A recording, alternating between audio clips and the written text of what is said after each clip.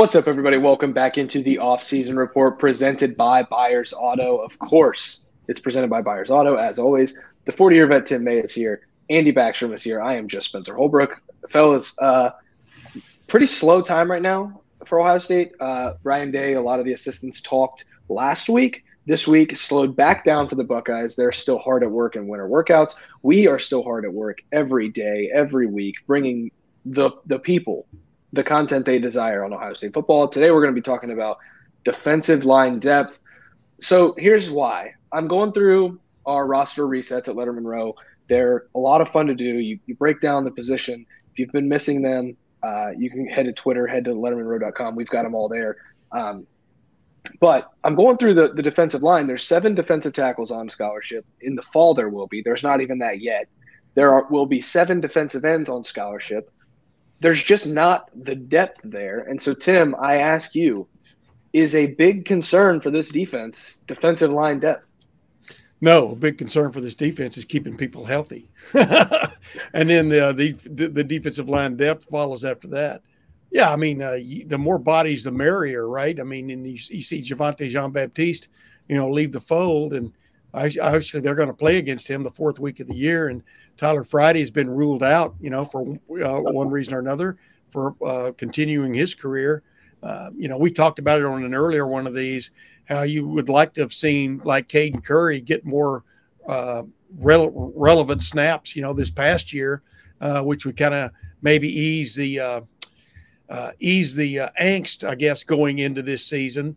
But if you got 7 guys at each spot, you've got enough guys for a pair and a spare, basically at each position, or at least a swing guy. So, yeah, it is definitely a concern. But it's every other year you look at this team and there's a concern at one spot or another, because that's what happens when you have 85 scholarship limit.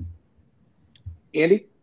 Yeah, I was looking at the snap breakdown for defensive tackle for Ohio State this past season. There was 5 guys who played 150 or more snaps. You had Teron Vincent, Ty Hamilton, Mike Hall, Tyleik Williams, and then Jerron Cage. So it's not like you're going to need 10 guys for this position, like Tim's saying. But they do need to stay healthy, of course, and that's a big priority. But it does look like they have those 3 guys that we should see as the starters. Obviously, you lose Teron Vincent, and you're not going to have Jerron Cage. But it seems like we know who to expect in those spots to start the season. I mean, we're looking at Ty Hamilton, Mike Hall, and Tyleik Williams, all guys that at times were very effective this season for Ohio State. So it's not like they don't know who's going to be filling in. It's more of, as Tim said, staying healthy and then building depth so that if there are some injuries like there were this year with Mike Hall and needing Teron Vincent to step up more than maybe expected, there can be someone to pick up the slack. Yeah, my concern with this group, and we'll start with the tackles because that's where you guys kind of stayed. With Jaden McKenzie, will be the only 5th-year senior, just has not been able to stay healthy, hasn't been able to produce. Then you go to Ty Hamilton, a 4th-year player who's probably going to be one of your 2 starters on the defensive interior. Then you go to Mike Hall and Tyleik Williams. Pick your poison there because both of those guys can be very good. I would expect both of them to be in the starting lineup at some point this season. I would expect a rotation of those 3 guys. Beyond those guys, though, you've got Hero Kanu, you've got Jason Moore, you've got Caden McDonald.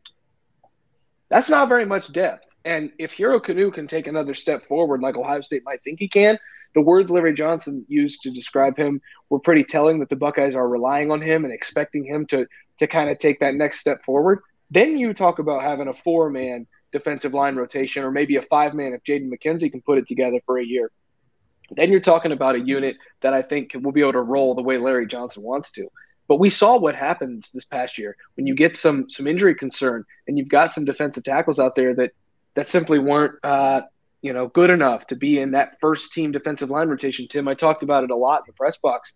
What is Larry Johnson doing with this rotation? And he's earned the benefit of the doubt to not get questioned, but also there were times where the defensive line pairings on the field I didn't think were good enough. And so I think if you're going to continue to do what Larry Johnson's done his entire career and roll through guys, you have to have Hero Kanu step up and be better. You've got to be able to look at Jaden McKenzie as a guy who might be able to step in and play some snaps for you. You also have to be able to maybe see a Caden McDonald have a Tyleek Williams-like freshman year when Tyleek had played really well as a freshman. If Caden McDonald can do that, if Jason Moore can do that, if you slide Will Smith Jr. in and he can do that, one of those guys could have an impact. But I do think this defensive tackle spot, not because of the lack of talent, but because if Larry Johnson wants to be like Larry Johnson always wants to be, they're going to want to rotate. And you've got to have more than 3 guys that you can rely on to be able to rotate on that interior, Tim. Yeah. I mean, and the other thing, even last year they were missing consistency. I'm not going to say anyone's ever out there not giving supreme effort, when they're out there on the field, but they were missing consistency in the effectiveness part of that game, occasionally in the middle of the field. And same way with the defensive ends, which we'll get to here in a minute, I guess. But yeah, the bottom line is, I mean, it's funny. And then summarizing for you, I think what you just said is Canoe could become the hero here if, if he doesn't go up the creek without a paddle. No, I'm just joking about that last part. But yeah, I mean, but this is all about, that's what the spring's all about, is seeing some of these guys emerge, and especially in preseason. And some of these guys, a couple of these guys with another year or a year under their belt in the offseason training program, et cetera, that goes on at Ohio State. I mean, I expect them to step up and emerge. And Hero Canoe is definitely one of those. I think that guy, he has a tremendous upside. And, considering where he started and where he is now, I think he's, I think they see big things from him down the road. Andy? I guess shifting over to the defensive end position a little bit, you lose Zach Harrison, projected to be a 2nd-round pick in the NFL draft. Then you also lose Javonte Jean-Baptiste, which at the time felt like, okay, that makes sense, probably trying to go somewhere else. He's going to Notre Dame to get more of an opportunity to see that snap count go up, a little bit more production. But he was valuable for this team, had half a sack in the college football playoff game against Georgia, and did provide a veteran presence for now a group of guys at the position that is younger. You're going to need stepping up from JT Tuimoloau. You're going to need guys like Caden Curry and Jack Sawyer to take the next step. And it's really interesting to see the guys they brought in. Joshua Mickens is the one that really pops out, was a one-time LSU commit. They were really happy to get him to sign on signing day back in December.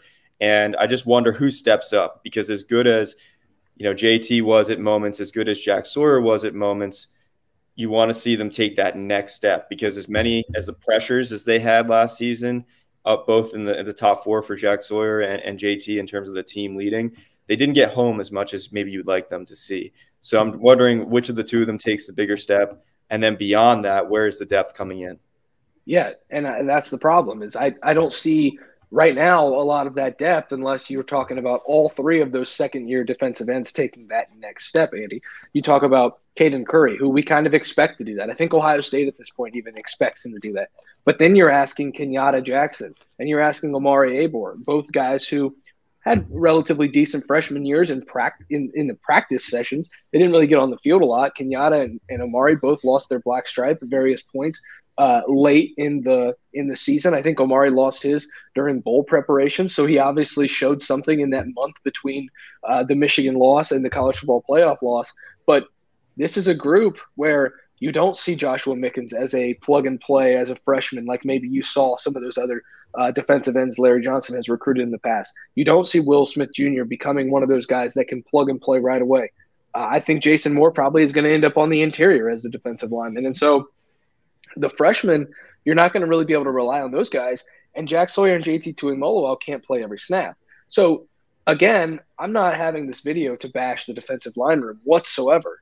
I just think that it's worth the conversation, fellas, of being able to talk about, okay, if Larry Johnson wants to, again, be like Larry Johnson is, he loves rolling guys through on that defensive line, keeping guys fresh, make sure that they're fresh when they get to November. It does, right now, if you're looking at the roster reset like we are, it doesn't quite look like that's going to be able to happen unless you have some second-year guys really take a step forward. That's not saying JT Tuimoloau and Jack Sawyer can't be dominant. I think once you get Jack Sawyer's hand back in the dirt after having him at that Jack Leo, figuring out that maybe that's not the best role for him, putting his hand back in the dirt and making him a defensive end, Tim, is probably going to be the best thing for this roster as far as defensive end-wise. But those two guys can be really good. Beyond that, there's a lot of question marks, a lot of talent, but a lot of question marks in that defensive end room. Well, yeah, I mean, like right now, I'm curious about what will be the status of Mitchell Melton, maybe going into the season. I think he's missing the spring. I'm correct on that, right?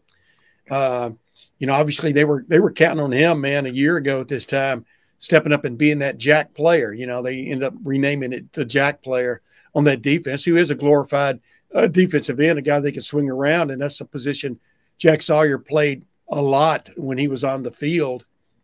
So, what his status is remains to be seen. But that would help definitely in the scheming phase of things. But with that said, it goes back to what I brought up a while ago and what Andy touched on too, man.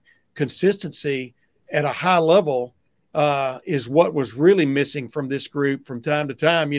If I was to tell you JT Tuimoloau had 2 sacks in that ridiculous game he had against Penn State, maybe the greatest game by a defensive end I've ever witnessed. Not maybe, it is the greatest I've ever witnessed.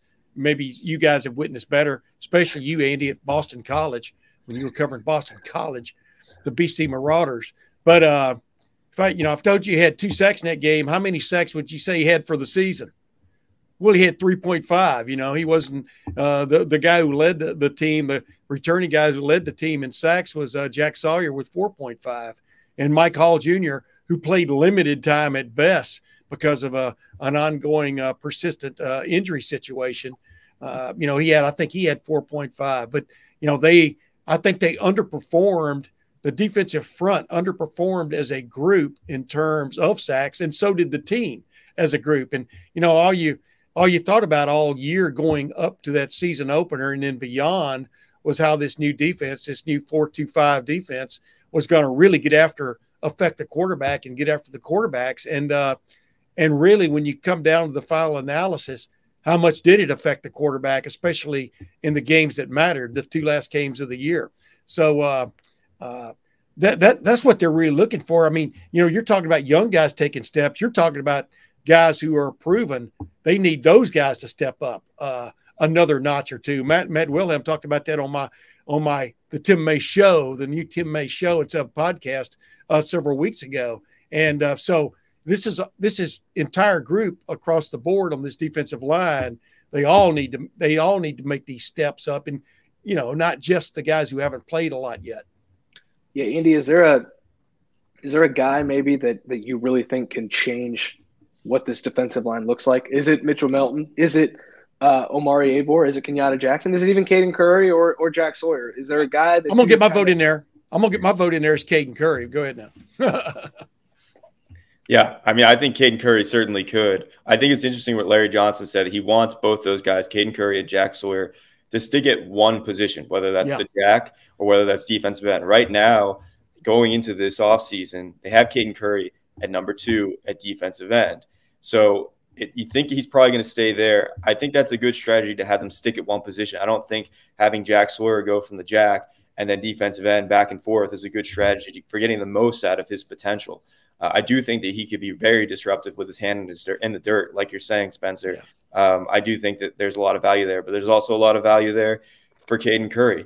I think either of those 2 guys could be big difference makers. I think when we talk about JT, it's really interesting because kind of like what Tim's saying, we were just expecting, maybe not the same performance that he had against Penn State, but something similar down the line, whether it was going to be against Michigan or against Georgia. And as much as we talk about the secondary and the pitfalls of the secondary and giving up explosives towards the end of the season, they go hand in hand, right? If a team has more time to throw the ball, the quarterback is back there and has time to make things happen, your secondary is going to give up some big plays. And that's also on the defensive line for getting more pressure on the quarterback. And it's not just getting pressure because the pressures are there. I mean, JT had 32 pressures, which is 10 more than Jack Sawyer, but the sacks weren't there. And if you're not bringing the guy down, they're not giving the disruption maybe you necessarily need to give the secondary. So it all goes hand in hand. And I think that is, something we need to talk about more. Probably we can do a better job in context about those explosives because this group is also partly responsible for that.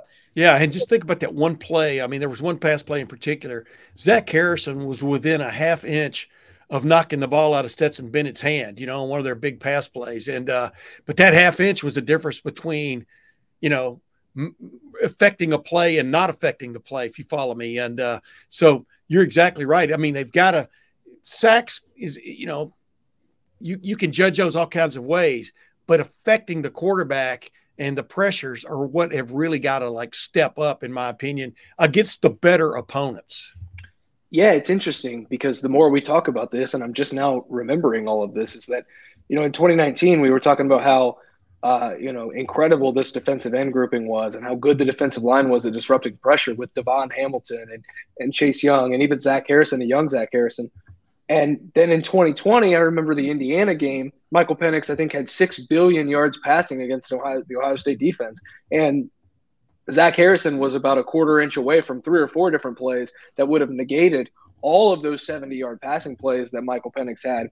Then in 2021, we talk about how the defensive line wasn't disruptive enough. The secondary could only hold for so long, and it wasn't good enough. Well, fast forward to 2022, we saw glimpses of both sides of that. We saw Zach Harrison get to Talia Tungavailoa and disrupt the ending of the Maryland game when Maryland was trying to pull the upset in the final seconds. Then against Michigan, we saw the pass rush get home but not bring J.J. McCarthy down. He throws a quick stop route, and it's 75 yards for a touchdown. Well, then against Georgia, like you said, Tim, JT Tuimoloau almost picks off a Stetson Bennett pass and probably takes it to the end zone at the end of the first half. Instead, he drops it. Well, what happens in the fourth quarter when Georgia needs a touchdown? Zach Harrison's within a quarter-inch story of his career of getting a strip sack. Instead, Stetson Bennett completes a first down across the middle. Georgia scores a touchdown and wins the national championship. So all that is to say is the secondary can obviously be better, but it all starts up front. I hate to use that cliche. I think it makes my ears bleed when I hear it on every major network. Oh, it starts in the trenches. But guess what? It's true. And if the defensive line can get more pressure, then it changes everything for this defense. It changes everything for any defense, let alone the Jim Knowles aggressive system, Tim. Exactly. I'll let you go in just a second, Tim. I think that's where I lie with this defense is like, it can be very good. But again, I just do the roster resets here this week for lettermenrow.com, and I see a lack of that depth that's going to be able to keep guys fresh. So in the fourth quarter, instead of being a half second late, you're a half second early and you're getting there to make a strip sack instead of just bringing the guy down. If you don't have that depth that you need, I think there's a concern there. And even the best players, the 5-stars, JT and Jack, and the guys on the interior, Mike Hall, who was a top 50 overall player, they've got to have those breathers. And I think that's where this depth concern lies for me with this defensive end group. Tim, go ahead. And the defensive tackle group for that matter. But no, you're right. I mean, this defense is predicated on pressure. I mean, that's what the scheme is all about, is like having more guys rushing often than the other team can block, but then they've got to get home. And that's not just the front 4, obviously, as you said, and it's the front 7. And front 7, what do you mean 4-2? Well, yeah, because they're always bringing a safety. They're always doing some kind of shenanigans with a safety. So, the way they can mix and match up there, the second year of the defense, they might have a little bit better handle on it, especially with your 2 linebackers returning.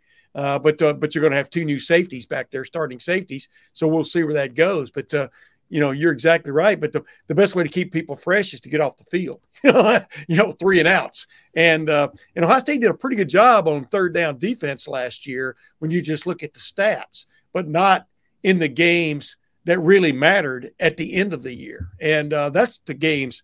Those are the games I'm looking at but you never know what's going to like spur a guy or light a fuse. And I remember Tyleek Williams had a really good play in the game against Georgia, and he was pretty excited about it. And he should have been.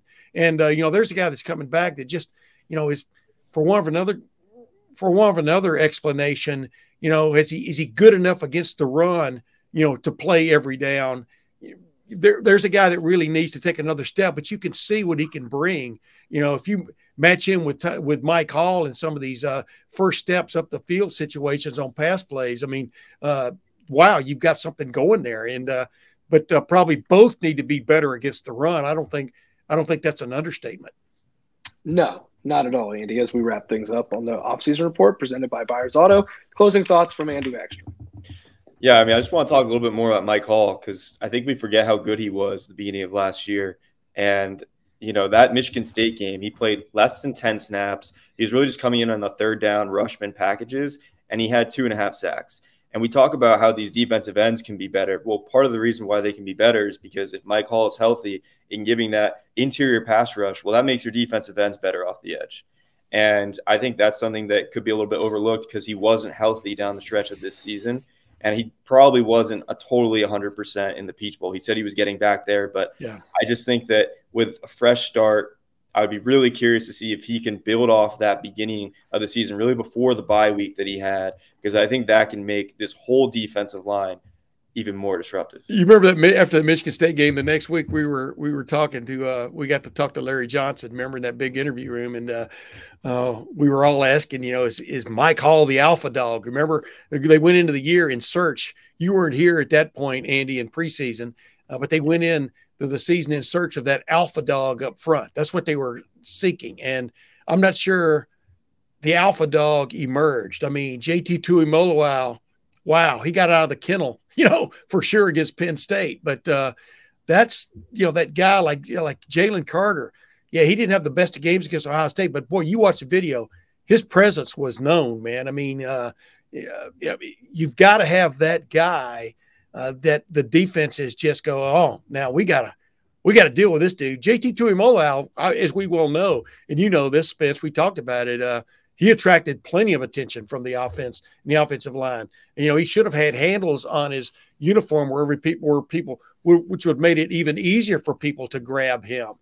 Some of this that we're talking about, I think, would have been blunted if in fact guys weren't being held left and right, so to speak. But yeah, did an alpha dog emerge this past season? I don't think so.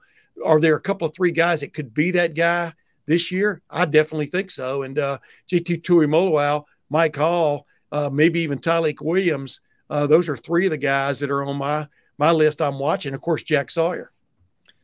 Yeah, and I think they need more than an alpha dog. They're going to need plenty of depth on that defensive line. Larry Johnson loves talking about depth. He needs it for the way he likes to play his defensive line. They need the Iditarod. They need the Iditarod team. Go ahead. Yeah. As we wrap things up on the offseason report presented by Byers Auto, Tim's always got a way of finding those fun little analogies for every position on the field. That's why we've got him around. The 40-year vet, he's seen it all. Andy Backstrom, he's seen plenty. I'm just Spencer Holbrook. Thanks for watching. Thanks for listening. Make sure to like, rate, subscribe, whatever you need to do to amplify Lettermen Row. Help us get the word out. Come hang out with us all year round where we cover the Buckeyes. Come chat with us in the Lettermen Lounge, the message board. We're always active in there. Andy and I, at least. Tim, maybe one day we'll get him on the message board. We're not sure yet. But for Andy, for Tim, I'm just Spencer Holbrook. Thanks for watching. Thanks for listening. We will see you guys next time on the Offseason Report presented by Byers Auto.